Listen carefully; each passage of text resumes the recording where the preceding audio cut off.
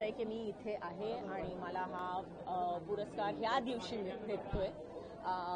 So it is a very very मोठा दिवस आहे माझ्यासाठी आणि आय एम व्हेरी हॅपी की आज माझी आई पण आहे माझ्याबरोबर आणि तिला पण हा पुरस्कार भेटला होता अगोदर. तर it's a very big deal for me.